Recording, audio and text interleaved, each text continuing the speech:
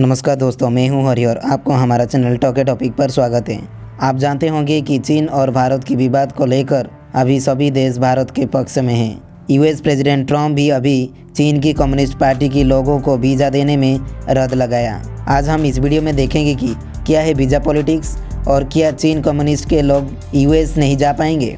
दोस्तों, हांगकांग के मसले पर अमेरिका खुलकर चीन के विरोध में आ गया है। अमेरिका ने चीन की सत्तारूढ़ कम्युनिस्ट पार्टी के पदाधिकारियों को वीज़ा नहीं देने का फैसला किया है। वीज़ा प्रतिबंध के दायरे में उनके परिवार के सदस्य भी आ सकते हैं। ये कार्रवाई हांगकांग की स्वायत्तता, मौलिक आज़ादी और मानवाधिकारों के उल्लंघन के विरोध में किया गया है।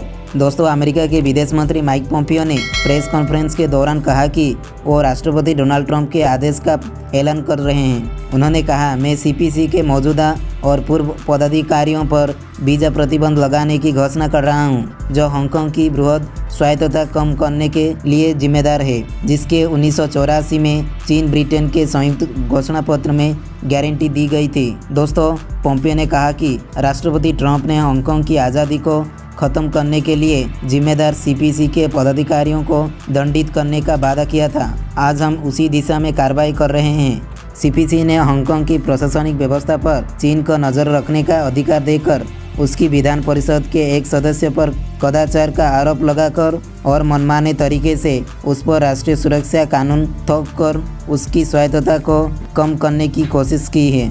दोस्तों, अमेरिकी विदेश मंत्री ने कहा कि चीन ने ब्रिटेन के साथ संयुक्त घोषणा पत्र में हांगकांग की व्यापक स्वायत्तता का सम्मान करने का वादा किया था, लेकिन लगातार अपने कार्य से वो उसे कम कर रहा है। लोकतंत्र समर्थकों को गिरफ्तार करने के लिए स्थानीय प्रशासन पर दबाव डालकर और लोकतंत्र समर्थक प्रत्याशियों को अयोग्य करार देकर चीन हांगकांग में मानवाधिकारों और मौलिक आज़ादी का भी हनन कर रहा है। दोस्तों, पोम्पियो ने आरोप लगाया कि चीन अपारदर्शी परमाणु कार्यक्रम जारी रखे हैं। दोस्तों, पोम्पियो ने कहा कि आज मेरा संदेश यही है कि चीन की चुनौती के खिलाफ अटलांटिक के दोनों तरफ जागरूकता को जारी रखने के लिए मिलकर काम करना होगा। यह आसान नहीं होगा। पोम्पियो ने कहा, चीन से पैसा कमाने वाला हमारा व्यापारिक समुदाय कहता है कि हमें तनाव को कम करना चाहिए और तेज़ी से आक्रामक हो रही सीपीसी की स्वीकार कर लेना चाहिए।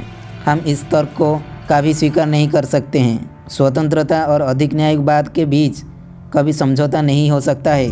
दोस्तों, इससे पहले ब्रसेल्स फोरम 2020 में अपने वर्चुअल संबोधन के दौरान पोम्पियो ने कहा है कि चीन भारत के साथ सीमा पर तनाव बढ़ाने के साथ ही दक्षिण चीन सागर में खतरा उत्पन्न कर रहा है। इस खतरे से निपटने के लिए उनका देश यूरोप से अपनी सेनाएं कम कर अन्य जगहों पर तैनात कर रहा है। उन्होंने इस तर्क को भी खारिज कर दिया कि चीन के साथ बढ़ते तनाव को कम करना चाहिए और तेज़ी से आक्रामक हो रही चीनी कम्युनिस्ट पार्टी को स्वीकार कर लेना चाहिए।